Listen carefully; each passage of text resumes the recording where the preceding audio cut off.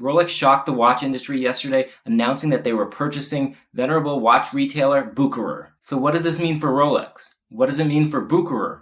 What does it mean for all the authorized retailers around the world? And what does it mean for you and me?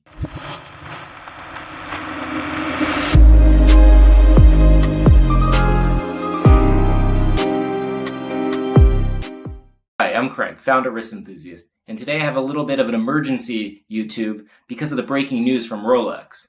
As you can see, I'm currently out of town, so I have a little bit of a makeshift setup going on right now, so you'll have to bear with me. But I wanted to get to the news of the day. I'll get into that shortly, but first, if you've been liking my videos, please like, subscribe, and comment, and sign up for alerts. The big news that Rolex announced today is that it's buying Bucherer for an undisclosed amount of money. Bucherer, which is based out of Switzerland, is one of the largest watch retailers in the world. Both Bucherer and Rolex are stalwarts within the watch industry, with Bucherer having been founded in 1888 and Rolex in 1905. Bucherer, as I said, is based in Switzerland, but actually in 2018, they bought Cherno, which was one of the biggest American watch retailers, which was founded over 100 years ago as well. And to top all of this off, Bucherer and Rolex have a relationship going back almost 100 years. History aside, you may be thinking, why does Rolex need to buy a retailer? They have their own stores all around the world. Well, Rolexes are currently carried in retailers that carry multiple brands and Rolex-only branded stores. However, these Rolex standalone stores are actually not owned and operated by Rolex. They're owned and operated by these retailers. They are operated by retailers such as Bucherer and Watches of Switzerland and, your local mom and pop authorized retailer as well. So now Rolex has a chance to sell directly to the consumer, something they have never been able to do before. This will probably mean higher margin from Bucherer stores.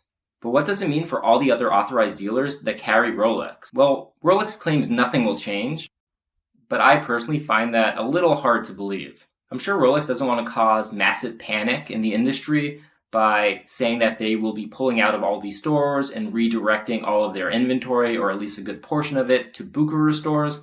But I really think that might happen at least a little bit over time.